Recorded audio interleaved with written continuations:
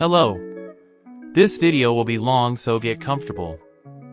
Today I'm going to talk about everything on Disney World property that doesn't have rides, so none of the 4 theme parks, none of the 2 water parks, and no Disney Springs. Also, I'm only talking about currently open areas, so no Walt Disney World Speedway, no Galactic Star Cruiser, no Walt Disney World Airport, and no Crossroads Shopping Center. The first thing I'll talk about is Flamingo Crossings. Flamingo Crossings opened in 2021 and is the same today. It is basically a shopping center with hotels on it. The hotels are the Town Place Suites, Spring Hill Suites, Homewood Suites, Home 2 Suites, Fairfield by Marriott, and Residence Inn by Marriott. It's basically a more basic Disney Springs. The next to rides are mini courses. Fantasia Gardens opened in 1996 and is the same today. Honestly, it's a great mini course, based on an underrated movie. There isn't much else to say. This is similar to the last entry. Winter Summerland opened in 1999 and is the same today. The story for this is good in my opinion, winter and summer. I would like them to add a fall and spring course though, that could be cool. This ride actually has history. Disney's Wide World of Sports Complex opened in 1997 and was changed in 2010 to Wide World of Sports Complex. That's the only major change, the rest were smaller. Honestly, this is the closest thing to a theme park without actually being a theme park. Now it's time for the hotels. I'll go kinda by location, however not perfectly. This hotel is really cool. Disney's Animal Kingdom Lodge opened in 2001 and changed in 2009 to add the Killarney Village, and the original tower became the Jambo House. This hotel has top-tier theming, I'd recommend. This hotel also has one change. Disney's Coronado Springs Resort opened in 1997 and changed in 2019 to add the Gran Destino Tower. Honestly, for being listed as a moderate resort, it's pretty good. This hotel has a lot of history. Disney's All-Star Movies opened in January 1999 and buildings 5, 6, 7, 8 were added 2 months later, with buildings 9 and 10 coming the month after. The buildings have the following themes. Buildings 1 and 4 are 101 Dalmatians, buildings 2 and 3 are Mighty Ducks, buildings 5 and 8 are Fantasia, buildings 6 and 7 are Love Bug, and building 9 and 10 are Toy Story. Honestly, I think these are clever. This hotel is similar to the last. Disney's All-Star Music Resort opened in 1994 and only changed in 1995 to add buildings 7 and 8. The themes for this hotel are Calypso in buildings 1 and 10, Jazz in building 2 and 9, Rockin' in buildings 3 and 4, Country Fair in buildings 5 and 6, and Broadway Hotel in buildings 7 and 8. Even though it's music themed, there is still Disney stuff around, like the 3 Caballeros by the Calypso buildings. Here's another all-star resort. Disney's All-Star Sports Resort opened in 1994 and hasn't changed since. The themes are Surf's Up in buildings 1 and 6, Hoops Hotel in buildings 2 and 3, Center Court in buildings 4 and 5, Touchdown in buildings 7 and 10, and Home Run Hotel in buildings 8 and 9. Honestly, the all-star hotels have good theming, but not much else. This hotel has one solid bit of history. Disney's Vacation Club Resort opened in 1991 and was renamed in 1996 to Disney's Old Key West Resort. That's pretty much it. This hotel actually has a lot of history. Disney's Saratoga Springs Resort and Spa opened in 2004 with 4 villas, added 8 more in 2005, 6 more in 2007, and some more in 2009. The initial 4 are called Congress Park. The 8 from 2005 are split between being called the Springs and the Paddock. The 6 from 2007 are split between being called the Carousel and the Grandstand, and the newest batch are called the Treehouse Villas. Told you there was a lot. This entry is split into 2 parts, just like this resort. Disney's Port Orleans Resort opened in 1991 and is split into 2 sections, French Quarter and Riverside. The French Quarter part opened in 1991 and has been expanded by over 3 times. The Disney's Dixie Landings Resort opened in 1992 and was renamed in 2001 to now it is today, Disney's Port Orleans Riverside Resort. The final change is the Riverside rooms were converted into Royal Guest Rooms. This hotel has had a lot of name changes. The Royal Inn opened in 1972 and changed in the late 70s to the Hotel Royal Plaza.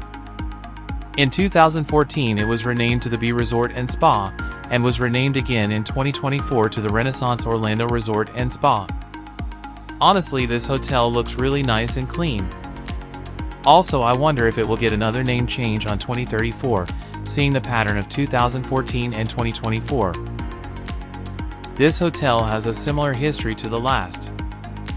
The Travelodge at Lake Buena Vista opened in 1972 and was renamed in 1984 to the Viscount Hotel, however it was reverted back to normal in 1989. In 2000 it was renamed to the Best Western Lake Buena Vista Resort Hotel. The resort was given 2 pools in 2004.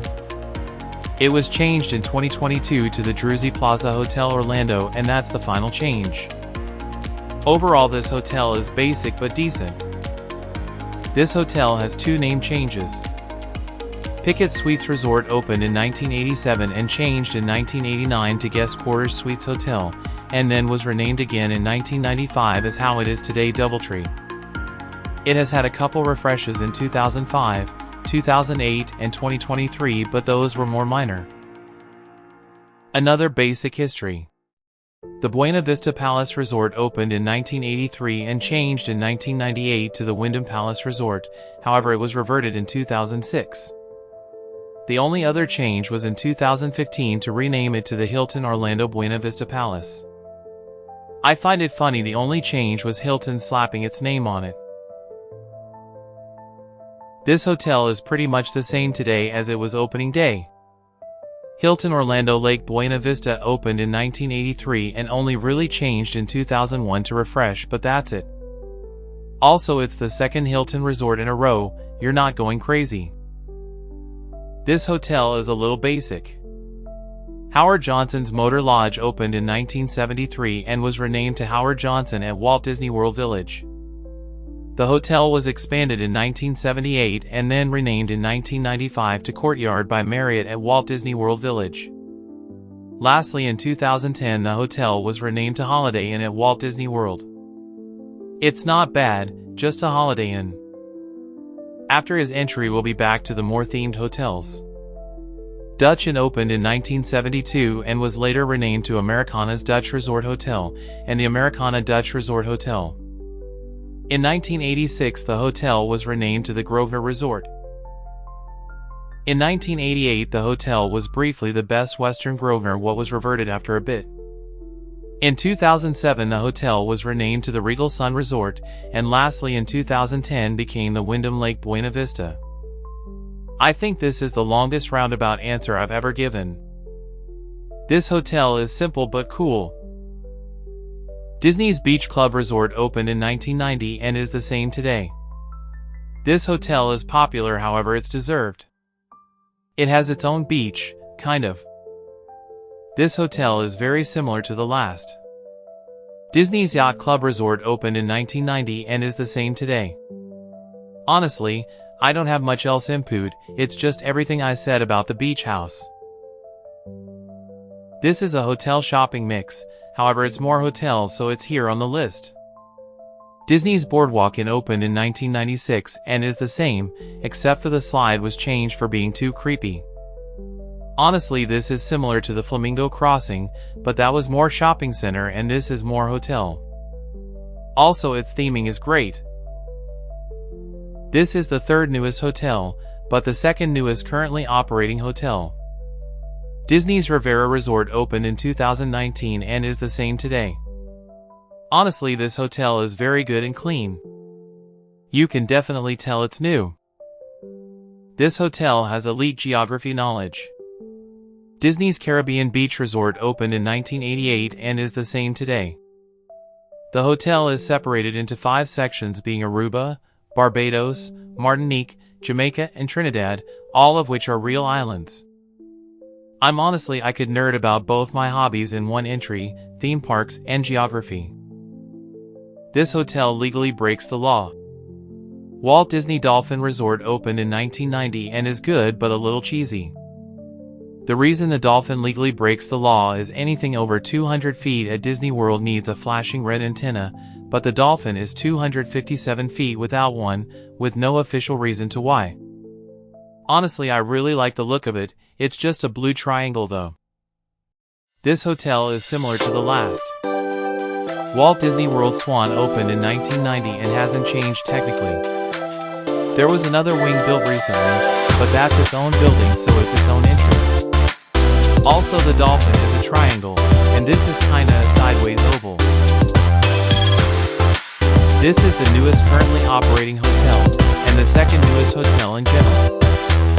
Walt Disney World Swan Reserve opened in 2021 and hasn't changed since. Even though it shares a name and owner, they are unrelated. See, again, that's like saying even though they are twins and have the same parents, they're unrelated, so I'll shut up. This is one of the most famous hotels in all of Disneyland.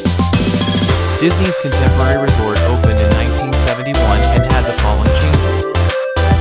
In 2007, the North Wing was demolished, and in 2009 the Bay Lake Towers were opened, which are part of the Contemporary.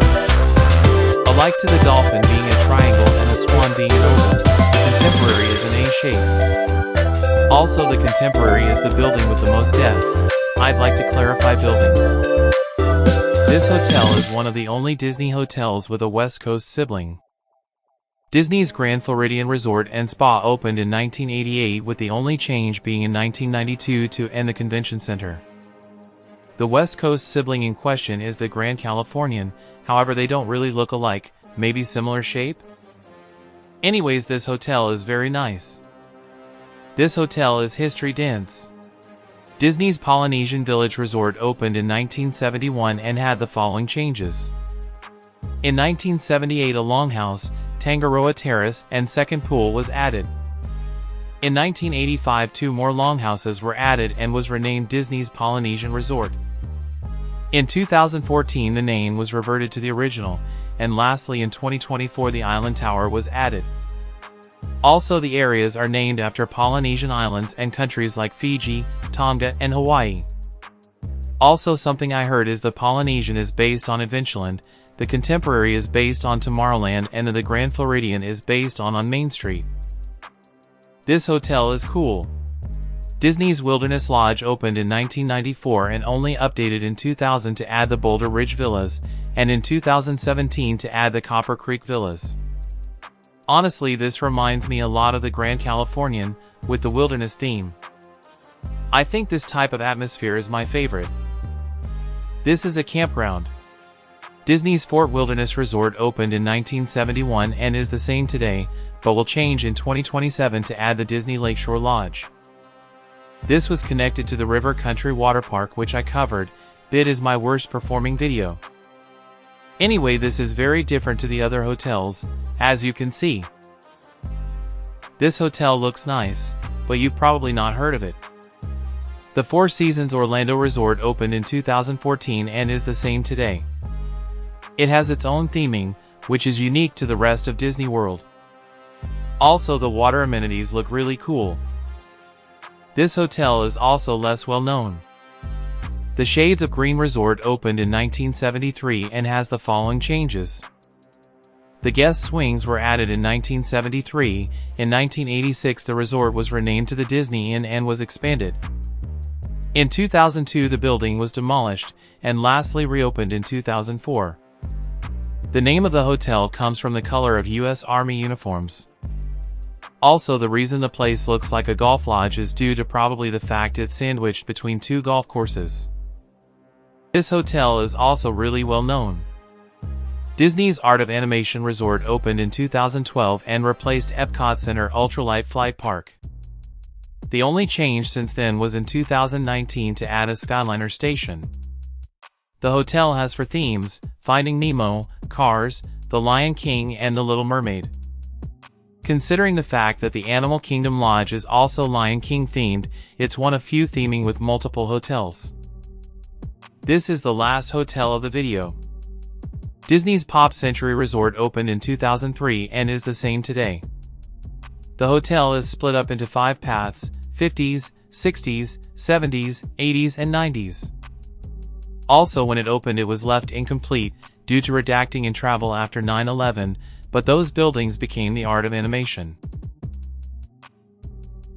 Now it's time for the golf courses. The first golf course I'll cover is Disney's Palm Golf Course. Disney's Palm Golf Course opened in 1971 and was updated in 2013 to modernize it. These might be a bit more boring, but they need to be covered by my standards. This golf course has a similar history. Disney's Magnolia Golf Course opened in 1971 and was updated in 2023. This golf course is the more main one of the two I just named. This one is newer than the other two I mentioned. Disney's Lake Buena Vista Golf Course opened in 1972 and changed in the 2000s to be updated. This is right next to the Shades of Green Hotel I mentioned earlier. This course is more for kids. Disney's Oak Trail opened in 1971 and is the same today. This course is shorter and an easier walk than the other 3 I covered. If you've never golfed at Disneyland or ever, go here. This golf is exclusive.